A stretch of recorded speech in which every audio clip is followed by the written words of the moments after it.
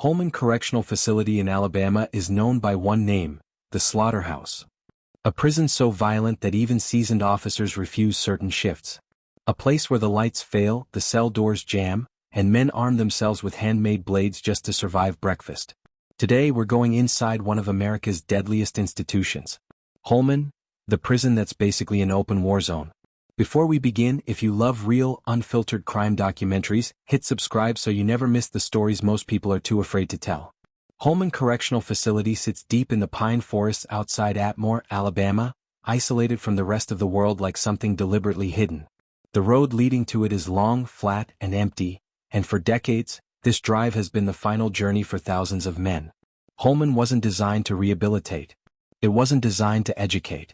It was built with one purpose after its opening in 1969, to contain the most dangerous, the most desperate, and the most violent offenders in Alabama's system. And for years, the prison lived up to that reputation in ways that shocked even seasoned corrections officials. By the early 2000s, Holman had already gained the kind of notoriety that made national headlines. Its overcrowded cell blocks held nearly twice their intended capacity.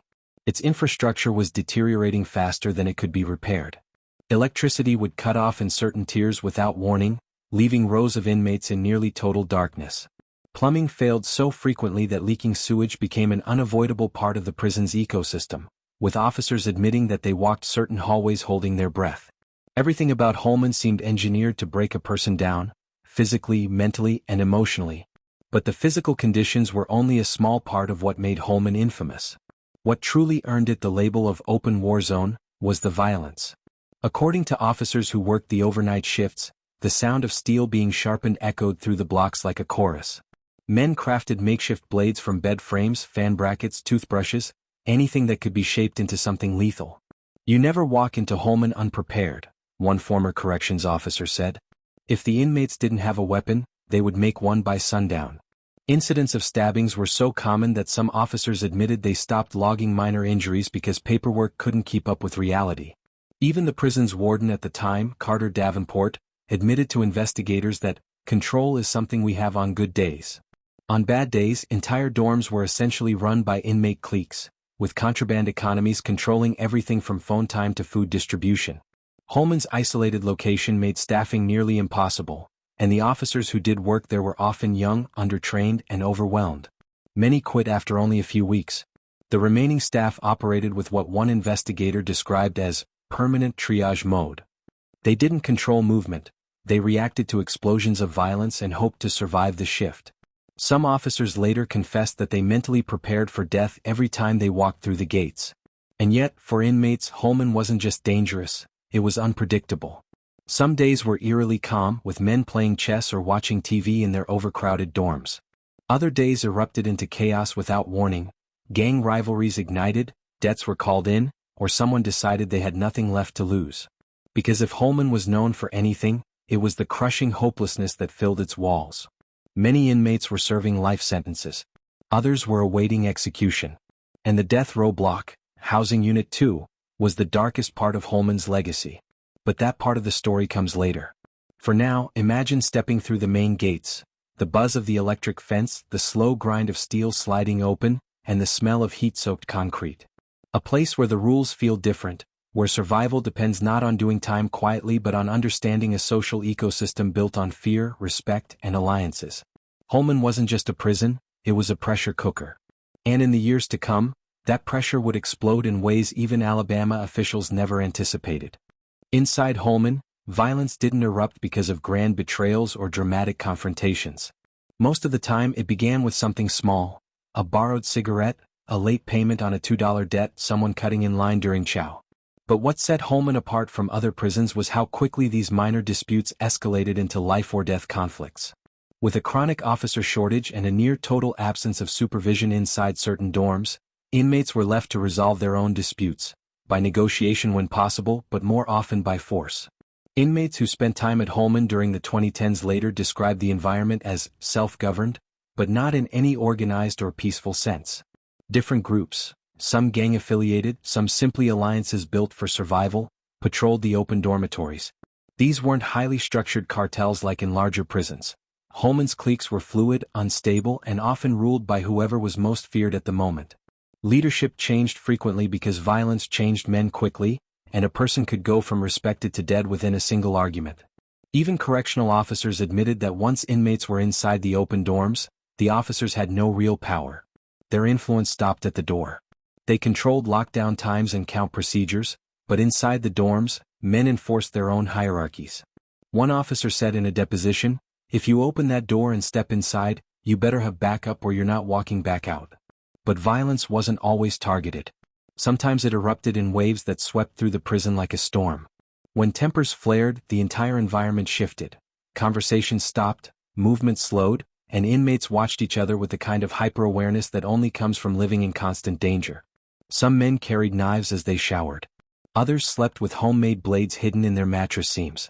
A few slept with their boots on, preparing for the possibility of being attacked in the middle of the night. Holman's officers were overwhelmed long before things reached this level. The Alabama Department of Corrections openly acknowledged severe understaffing as early as 2014, but the problem had roots that stretched decades back. Officers were leaving faster than they could be replaced, and new recruits quit after witnessing their first major incident. At times, a single officer might be responsible for supervising more than 100 inmates in an open bay designed for half that number. It wasn't just unsafe, it was impossible. To make matters worse, Holman's structure worked against stability. Some parts of the prison were built with open dormitories rather than traditional cell blocks. These large, crowded rooms packed with dozens of men created an atmosphere of collective pressure. Arguments spread quickly because they were public. Fights became spectacles. A spark in one corner of a dorm could ignite a chain reaction of retaliations and counter-retaliations before staff could even respond. Contraband only added to the chaos. Cell phones, drugs, makeshift weapons. Everything flowed through Holman despite attempts to crack down. Some inmates used smuggled phones to coordinate with contacts outside, while others used them simply to talk to family members because official communication was slow and unreliable. But phones were also leverage. They could be traded for protection, for food, or for the favor of someone dangerous. Drugs were plentiful too. Synthetic substances like spice and flakka became especially common because they could be smuggled more easily, often soaked onto sheets of paper that looked harmless. But the effects were unpredictable, sometimes pushing already unstable situations into full-blown madness. Officers reported inmates hallucinating, screaming, or becoming violently erratic after using synthetic drugs. In a place already on edge, this was fuel to a fire that never truly went out. Holman's violence peaked in a series of events that drew national attention. Between 2015 and 2017, the prison recorded multiple stabbings, riots, and lockdowns. One particularly notorious incident occurred in March 2016, when an uprising began after an inmate stabbed the warden, Carter Davenport, during a confrontation. The attack triggered a chain of events that spiraled into a full-scale disturbance. Inmates set fires, seized control of parts of the prison, and released footage filmed on contraband phones. Footage that would go viral and thrust Holman onto the national stage. For days, the prison struggled to regain control. Officers were outnumbered, exhausted, and fearful that the situation could escalate into something deadlier. Inmates controlled entire dorms, and flames lit the night sky over the compound. Those who lived through it later described the event as a breaking point, a moment when Holman stopped pretending to be a correctional facility and revealed itself as something closer to a battlefield. After the riot, Alabama officials promised reforms. But inside Holman, nothing changed fast enough to matter. Violence remained routine. Chaos remained predictable. And hopelessness hung over the prison like a permanent shadow. Because Holman had one more layer of darkness. The one place in the facility where time moves differently, and where every man counts the days until his life ends. Death row. If the rest of Holman felt like a battlefield, death row was its darkest front line, an entire world tucked behind steel doors and layered security, where time moved differently and silence carried a different weight. Officially designated as Housing Unit 2, the block contains the men the state of Alabama has condemned to die. For decades, Holman was the only prison in Alabama authorized to conduct executions. It housed the death chamber, the lethal injection gurney, and the men who waited for their names to be placed on the execution calendar. Inside death row, the atmosphere was thick with psychological tension. Unlike the open dorms, the cells here were single occupancy, lined in rows behind metal bars and heavy doors. Each cell contained a steel bed frame, a thin mattress, a toilet sink combination, and little else. Many inmates decorated their walls with photos of family members or newspaper clippings, reminders of the world they no longer inhabited. But despite these attempts at normalcy, the block was steeped in a quiet dread that everyone felt but rarely spoke about. Holman's death row population fluctuated over time, but it was always a small, tight space, with men locked down for more than 20 hours per day. Officers patrolled the walkways with caution, aware that many inmates had little left to lose. Some were resigned and quiet, accepting their fate. Others were angry, unpredictable, or desperate, clinging to appeals that offered slim hope. And then there were the men who became institutionalized, creatures of routine who had spent so long behind bars that freedom became a concept more abstract than death. Yet despite being locked in individual cells, death row was not free from violence. Over the years, multiple stabbings, assaults, and even deaths occurred within the block.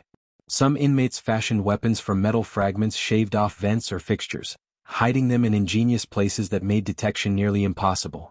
Officers reported finding blades tucked inside toothpaste caps, beneath mattresses, or taped to the underside of plumbing pipes. Weapons were currency, protection, and power, and on death row, power meant survival.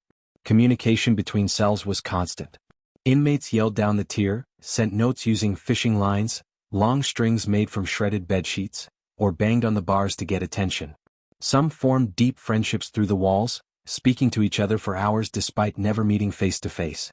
Others waged bitter rivalries, fueled by paranoia or unresolved conflicts from the outside world. But regardless of personality, every man on Holman's death row lived with the same looming reality. The next knock on the door could be the one that leads to the execution chamber. Holman's execution chamber itself was small, clinical, and hauntingly quiet. It sat at the heart of the prison, accessible only through a series of locked gates and hallways. The room contained a single gurney with leather restraints. A thick pane of glass separated the chamber from the witness areas, one for the victim's family, one for the condemned man's supporters, and one for media. Few places in America carried the same heavy significance. The room was the final stop for dozens of men since the 1970s, each death recorded, processed, and filed away. For some officers, the responsibility of overseeing executions created deep emotional scars. Many refused to discuss the details. Others admitted the experience changed them forever. As one former correctional officer stated in a federal report, "You don't forget the sound of the final breath." But the emotional weight didn't stop at staff. Inmates felt it too. Whenever an execution date approached, the energy inside death row shifted. The block grew quieter. Men spoke more softly. Even the loudest personalities retreated into themselves. There are documented cases of inmates covering their cell windows with towels on execution nights, unable to bear the thought of what was happening on the other side of the wall. Others prayed. Some cried. A few tried to offer comfort to the condemned man in the only way they could, by shouting supportive words through the steel-barred doors as he was escorted away. One of the most well-known cases connected to Holman's death row was that of Anthony Ray Hinton, who spent nearly 30 years behind bars for a crime he did not commit. His eventual exoneration in 2015 shined a national spotlight on the conditions inside Holman. Hinton described death row as a place designed to break a person's mind, recalling nights when he listened to other men scream in terror or cry out for help they knew wouldn't come. His story, one of wrongful conviction and survival, became a symbol of the system's darkest flaws. Despite Hinton's release, hundreds of others remained, trapped in a cycle of appeals, court rulings, and uncertainty. Some maintained their innocence. Others admitted guilt but believed their sentences were unfair. A few had accepted their fate completely, spending their final years in quiet contemplation or writing letters to family members they hadn't seen in decades. The weight of fate, the proximity to death, and the psychological isolation created a unique ecosystem on Holman's death row, one where men lived suspended between life and death, sanity and despair. And just beyond those cells, the rest of Holman continued its cycle of violence, chaos, and instability, leading to a moment that would shake the prison to its core. Because after years of deteriorating conditions, razor-thin staffing, and unchecked violence, Holman was headed toward one of the most explosive events in its history. By early 2016, Holman Correctional Facility had already reached a breaking point. Years of deteriorating infrastructure, overcrowded dorms, understaffing, and unchecked violence had created a pressure cooker with no release valve. Officers were operating on skeleton crews. Inmates lived in conditions that advocates described as inhumane. And administrators were desperately trying to hold the system together with temporary fixes that no longer worked. Everyone inside, Officers, inmates, even the warden, could feel that something was going to give. The only question was when. The answer arrived on the night of March 11, 2016, when a confrontation ignited one of the most infamous uprisings in modern Alabama prison history. It started during a routine search inside one of Holman's dorms. Warden Carter Davenport, a man familiar with high-risk environments after years working in multiple prisons, approached an inmate who had been causing disruptions. Accounts differ on what caused the confrontation to escalate. Some say the inmate refused to follow commands. Others say tempers simply flared in a space already charged with tension. But what is certain is that the inmate suddenly produced a weapon and stabbed Davenport multiple times. The attack sent a shockwave through the dorm. Officers scrambled to respond, but the sound of the struggle triggered chaos. Inmates who had long resented the administration saw an opening. Those who simply wanted to flee danger ran. Others joined in the chaos as adrenaline surged through the room. Within minutes, control of the dorm collapsed entirely. As the warden was rushed to medical care, the unrest spread. Knives flashed in the dim light.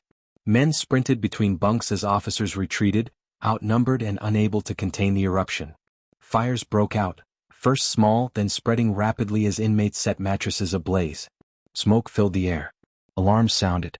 The prison went into emergency lockdown, but lockdown meant little when officers no longer had control of the dorms. By the early hours of the morning, parts of Holman were engulfed in flames. Videos began appearing online, filmed on contraband phones smuggled into the facility. One clip showed inmates chanting. Another captured a burning pile of debris illuminating the night sky. The footage quickly went viral, making national headlines and forcing the Alabama Department of Corrections to publicly acknowledge that Holman was in crisis. The prison remained destabilized for days. Officers attempting to regain control found themselves met with resistance. Inmates barricaded doors using bunks and metal frames. They moved as groups, communicating through shouted instructions and signals. For the first time in decades, Holman was not just violent, it was uncontrolled.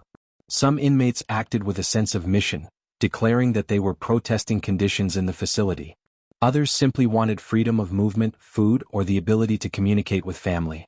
But make no mistake, many saw the chaos as an opportunity. Contraband was seized, debts were settled by force, and grudges that had simmered for years erupted into violence amid the confusion.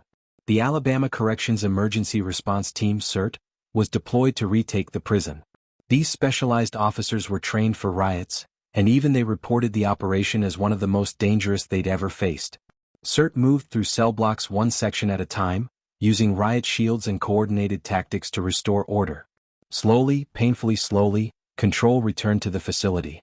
But Holman wasn't finished. The very next night, on March 12, flames rose again. Another uprising, separate from the first but fueled by the same underlying despair, broke out.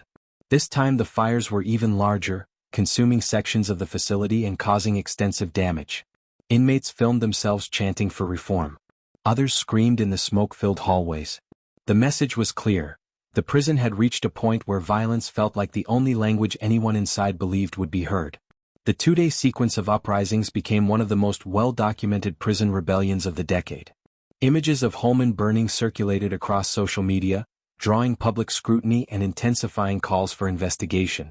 By the time the smoke cleared and the facility was finally secured, large sections of Holman had been reduced to charred frameworks. The infrastructure, already failing, was now in ruins. State officials claimed the riots were acts of pure criminal violence. Inmates insisted they were a desperate response to inhumane conditions. Advocacy groups argued it was the inevitable fallout of years of ignored warnings. But regardless of interpretation, the truth was undeniable. Holman had become unmanageable. The 2016 uprisings forced Alabama to confront the reality that the prison was no longer safe, not for inmates, not for officers, and not for the community surrounding it. It sparked reviews, investigations, and promises of reform. But Holman's story didn't end there. Because the fallout from the uprising would lead to one of the most dramatic shifts in the prison's modern history, a near-total shutdown. And in the shadows of that chaos, deeper problems were waiting to be uncovered. The 2016 uprisings didn't just shake Holman, they exposed a truth that had been building for decades. The prison was no longer functional. Holman wasn't simply violent or outdated or understaffed. It was collapsing from the inside out, both literally and structurally. For years, reform advocates, corrections officers, and even some state officials had warned that the facility was nearing total failure. After the fires, the state could no longer ignore the reality staring them in the face. In the aftermath of the riots, investigators walked through Holman's charred dorms and shattered hallways. What they found confirmed the worst fears of Alabama's prison administration. Electrical wiring hung in twisted coils from ceilings burned black. Metal bed frames had melted and fused to the floor. Smoke residue-coated walls that were already crumbling from age. Windows were broken, paint blistered, and ventilation systems clogged with ash. In some places, the heat from the fires had warped steel beams, an alarming sign for any correctional facility, let alone one responsible for housing the state's most dangerous prisoners. Even before the riots, Holman had been operating on the brink of catastrophe. The prison's infrastructure had been rated failing in multiple state assessments, with chronic plumbing problems, electrical outages, and HVAC failures making basic operations a struggle. Sections of the building were so run down that officers joked about wearing rain boots during their shifts. But the uprisings pushed those weaknesses past the point of temporary repair. It soon became clear that Holman couldn't continue operating at full capacity. The Alabama Department of Corrections made a decision that stunned both the public and the incarcerated population. Holman would be partially shut down. The state announced that most general population inmates would be transferred to other facilities, leaving only a minimal number of people behind, primarily those housed on death row and a small group of men assigned to essential jobs within the institution. Transfers began within weeks. Buses arrived at Holman gate after gate, equipped with heavily armed escorts, ready to move hundreds of inmates to prisons already overflowing with their own problems. Other facilities, St. Clair, Limestone, Donaldson, absorbed the displaced men, shifting the burden instead of truly solving it. This mass relocation was a logistical nightmare, but it was necessary. Holman simply couldn't contain its population safely anymore.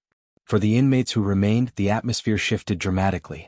A prison once overflowing with bodies, noise, and chaos suddenly felt hollow. The previously congested dorms, once echoing with arguments, deals, and constant tension, became silent chambers of soot and broken fixtures. What had once been a violent ecosystem driven by overcrowding now felt like a ghost of its former self. Some officers described walking through certain hallways and feeling an eerie stillness, like the aftermath of a storm no one fully recovered from. With fewer inmates to manage, corrections staff had better control, but the facility's bones were still broken. Lights still flickered. Doors still jammed. Pipes still leaked. And the psychological scars of the uprisings lingered among everyone who lived or worked there. The public reaction to Holman's partial shutdown was mixed. Some people demanded answers. How had conditions deteriorated so severely?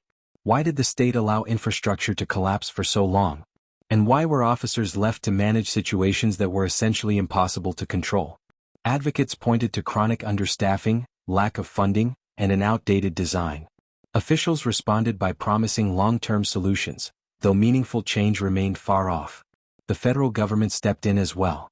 The U.S. Department of Justice had already been investigating Alabama's prison system, and Holman became a glaring example of systemic failure. In 2019, a bombshell DOJ report declared Alabama's men's prisons unconstitutional, citing rampant violence, sexual abuse, excessive use of force, and failures in staffing and infrastructure. Holman was repeatedly mentioned as one of the worst examples. The report stated bluntly that Alabama was failing to protect prisoners from harm and failing to provide safe working conditions for staff. For the men still housed at Holman, the partial shutdown didn't mean safety, it meant stagnation. The remaining population consisted mostly of death row inmates and those in specialized housing units. These individuals lived in a paradox. The prison was quieter but not better. They existed in a facility that was, by all standards, falling apart but still expected to function as the state's execution center. To make matters worse, Alabama continued to use Holman's execution chamber during this period. Men were escorted through hallways illuminated by damaged lighting systems and past sections of the prison that had been gutted by fire. The contrast between the decaying facility and the solemn, ritual-like process of carrying out a death sentence was unsettling to both staff and witnesses. Meanwhile, the state debated the prison's future. Some argued Holman should be rebuilt entirely. Others believed the land was cursed with decades of violence and should be abandoned. But regardless of opinion, the facility's partial shutdown marked the end of an era. Holman could no longer hide behind closed doors. The world now knew it was broken. Yet even as Holman stood on the edge of obsolescence, something else was happening behind the scenes. a push toward a controversial, expensive, and politically explosive plan that would change Alabama's prison landscape forever. A plan that involved billions of dollars, private developers, and fierce public outcry. And Holman was at the center of that storm. After the 2016 uprisings, Alabama faced a crisis it could no longer contain. Its most notorious prison had become a public embarrassment, a security hazard, and a legal liability. Holman Correctional Facility's structure was failing, its staffing was dangerously inadequate, and the federal government had openly declared the state's prison system to be unconstitutional. Public pressure was mounting. Lawsuits were stacking up. Every news cycle seemed to feature another violent incident, another death, or another whistleblower describing conditions straight out of a dystopian nightmare. Faced with this mounting pressure, Alabama officials made a decision that would ignite one of the most controversial debates in the state's history. Holman would be rebuilt. Not repaired, not patched, not temporarily reinforced, but reconstructed from the ground up at a staggering cost. The state proposed building a new Holman facility, financed through a series of private agreements and long-term lease payments that critics immediately labeled a backdoor debt scheme. The price tag hovered around $900 million, part of a broader multi-billion-dollar plan to build multiple mega-prisons across Alabama. The idea was simple. Modern infrastructure would reduce violence, improve safety, and allow for better staffing. But the reality was far more complicated. For many Alabamians, rebuilding Holman wasn't a solution, it was a distraction. Activists argued that pouring nearly $1 billion into a new prison did nothing to address the deeper issues plaguing the state: poverty, mental illness, addiction, and systemic failures in sentencing. They pointed out that Alabama incarcerated people at one of the highest rates in the country and spent some of the least money on rehabilitation. Critics argued that building a newer, shinier Holman would simply create a modern box for the same human suffering. Families of inmates protested, demanding investment in programming, healthcare, and parole reform instead of more concrete and razor wire. They accused the state of prioritizing punishment over reform, pointing out that the conditions leading to the 2016 uprisings were the result of decades of underfunding and neglect. "It's not the building that's broken," one advocate said at a protest rally. "It's the system." But the controversy didn't end there. The financing model became a flashpoint. Instead of funding the project directly through publicly voted bonds, the state initially attempted to partner with private developers. Alabama would lease the prison for decades, paying hundreds of millions in interest, essentially renting a prison it didn't own. Critics compared the strategy to predatory lending. Lawsuits soon followed. Meanwhile, the U.S. Department of Justice continued its sweeping investigation into the Alabama Department of Corrections, with Holman listed repeatedly as a symbol of failure. The DOJ documented homicides, suicides, drug overdoses, and violence so extreme that investigators concluded Alabama routinely failed to protect inmates and staff. Rebuilding a prison, they argued, would not fix the staffing crisis, nor would it address corruption, mismanagement, or lack of oversight. Still, the state persisted. In 2020, Alabama announced definitive plans to demolish large sections of the old Holman facility and construct a new, modernized complex focused primarily on housing death row and maintaining the execution chamber. The goal was to create a safer, more efficient environment for managing the state's most high-profile inmates while eliminating the failing dormitories that had fueled so many violent incidents. Demolition began in 2023. The old dorms, once packed with bodies and tension, were reduced to rubble. The cracked walls, melted fixtures, and soot-covered hallways of Holman's worst days were cleared away. To some, the destruction of the old structure was symbolic, a burial of decades of pain and violence. To others, it was a reminder that the state was erasing evidence rather than fixing causes. As construction crews worked on the new complex, reporters were granted limited access to the remains of the old one. They found little left of the chaos that once defined Holman. Where there had been burning bunks and barricaded doors, there were now piles of debris and construction workers in hard hats. But the memory of what Holman had been, the slaughterhouse, the open war zone, the prison officers feared more than inmates, lingered in every report, every interview, every whispered story from those who lived through it. The new facility promised upgraded security, advanced surveillance systems, improved living conditions, and better staff amenities. But skeptics remained unconvinced. "You can build a new prison," a former corrections officer told a local news outlet, "but if you still treat it like the old one, nothing's going to change." And there was truth in those words. Because even as construction progressed, the problems that led to Holman's collapse continued to plague Alabama's entire prison system. Staffing shortages, rampant violence, drug smuggling, mental health neglect, and overcrowding in other prisons. Holman might receive a new shell, but the environment it operated in remained volatile. The rebuilt Holman stood as a symbol, depending on who you asked, either of progress or denial. A new building on the same soil. A fresh coat of paint over a legacy of fire, fear, and death. But as the state prepared to reopen Holman with a new design and a new mission, many wondered, would the ghosts of the old prison stay buried? Or were they waiting for the right spark to rise again? Holman Correctional Facility has been called many things: the Slaughterhouse, the open war zone, the last stop for the condemned. Its story is a mosaic of violence, desperation, broken systems, hardened officers, and men who lived out their final days waiting for a knock on the door that meant the end. Today, much of the old Holman no longer stands. The fires that once lit up Alabama's night sky have been replaced with construction lights and newly poured concrete. The twisted metal of burned-out dorms lies buried under fresh foundations. A new building rises on the same haunted soil, promising safety, stability, and order. But prisons are not defined by steel or walls, they're defined by the people inside them. And as long as Alabama's system remains overcrowded, understaffed, and underfunded, Holman's legacy continues to whisper through the state's correctional network. The truth is simple: you can rebuild a prison, but you cannot rebuild trust. Not until the causes of the chaos are addressed. Not until the voices of those inside are fully heard. Not until the cycle of violence, neglect, and desperation is broken. Holman's past is a warning, one carved in steel, smoke, and blood. Whether its future becomes something different depends on choices being made right now, far beyond the razor wire. If you want more deep, raw, real stories like this, stories that expose what most people never get to see, make sure you subscribe and turn on notifications. And in the comments, tell me, do you think rebuilding Holman will change anything? Or are we watching history repeat itself? Thank you for watching. Stay aware, stay curious, and never stop questioning the systems built in the shadows.